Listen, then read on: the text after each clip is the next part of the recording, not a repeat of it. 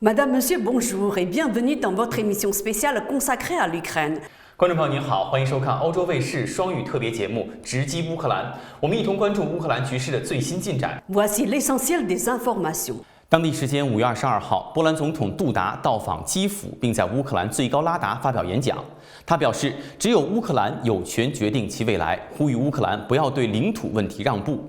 自2月底俄乌冲突爆发之后，杜达是首位在乌克兰最高拉达发表演讲的外国领导人。据路透社22号报道，杜达表示出现了一些令人担忧的声音，称乌克兰应该屈服于普京的要求，但他说，只有乌克兰才有权决定自己的未来。杜达称，国际社会必须要求俄罗斯完全撤出乌克兰领土。如果乌克兰因经济或政治原因而牺牲哪怕是1厘米的土地，这不仅对乌克兰，而且对整个西方世界都是一个巨大的打击。Dernière conséquence en date de la guerre économique qui se joue parallèlement au conflit sur le territoire ukrainien, le groupe automobile français Renault, leader dans le pays, a fini par vendre ses actifs à l'État russe, entraînant la première nationalisation d'ampleur depuis le début de la guerre. Le géant américain de la restauration rapide McDonald's, présent en Russie depuis plus de 30 ans, mais qui avait provisoirement fermé ses 850 restaurants début mars, a également annoncé son retrait définitif. Le taux de chômage en Russie à 4,1% en février est bien inférieur à celui observé en France.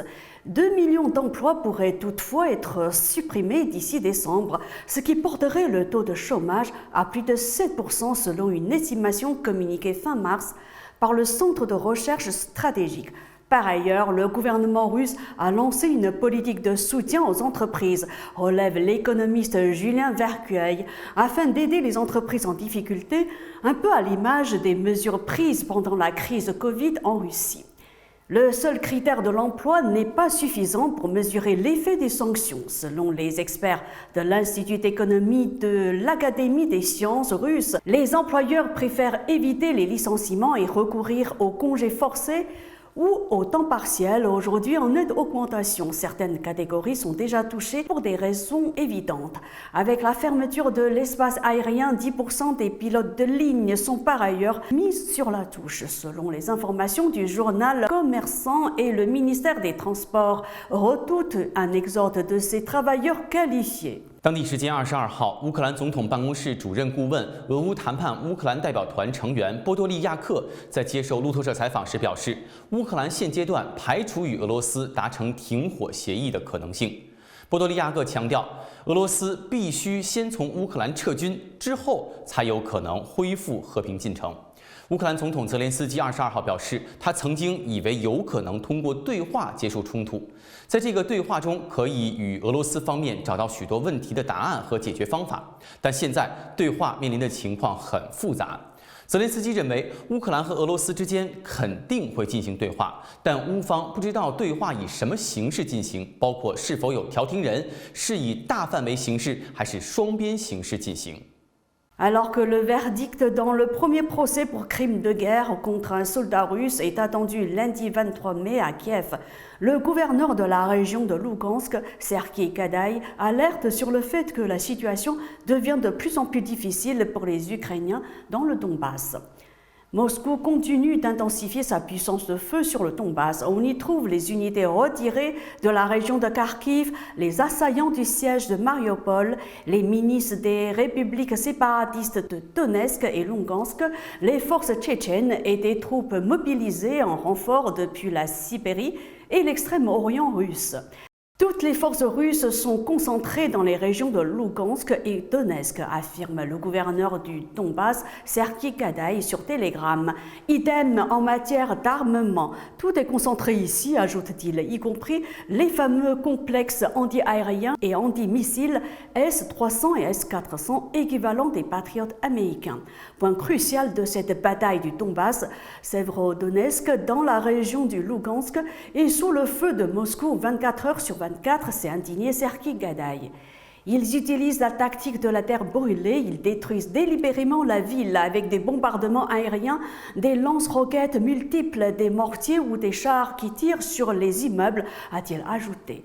乌克兰最高拉达5月22号投票通过法律，退出关于永久纪念独联体成员国人民在伟大卫国战争中的勇气和英雄主义的协议。该协议由独联体成员国于2011年签署。协议规定，对卫国战争中的阵亡军人进行纪念，对军人墓地和军事纪念碑进行维护和保养，继续开展阵亡军人信息的搜寻工作。 Le gouvernement russe tente d'afficher sa sérénité, mais les perspectives sont peu encourageantes. La perte de compétitivité russe pourrait s'avérer plus prononcée que ne le suppose le scénario de référence, reconnaît d'ailleurs la Banque centrale russe. Le pire est à venir, écrit l'économiste Sergueï Kuriev, professeur à Sciences Po Paris. Même si l'économie russe pourrait construire un nouvel équilibre en un an ou deux, elle ne parviendra pas de sitôt à retrouver les niveaux d'avant-guerre et continuera de prendre du retard sur les économies développées. Les investissements en recherche et développement sont au point mort, ce qui va pénaliser durablement les capacités d'innovation du pays. L'agence Bloomberg a pu consulter les prévisions internes du ministère des Finances russe qui planche sur une contraction de 12% de l'économie cette année, du jamais vu depuis 1994. Toujours selon cette source, les sanctions occidentales seraient à elles seules responsables d'une contraction de 10,8% et d'environ 5% en 2023. Le gouvernement russe cité par l'agence TASS a ensuite démenti ces chiffres, mais la Banque centrale russe avait déjà dévoilé en avril des prévisions entre 8 et 10%. D'autres estimations évoquent une récession plus prononcée à 10 ou 15%. L'économie russe pourrait donc replonger 10 ans en arrière. C'est la fin de votre émission spéciale consacrée à l'Ukraine. Merci à vous de l'avoir suivi. Mandarin TV continue de suivre de très près l'évolution de la situation en Ukraine. À la prochaine. 感谢收看这一期的特别节目《直击乌克兰》。有关乌克兰危机的最新进展，欧洲卫视还会持续关注。咱们下期节目再见。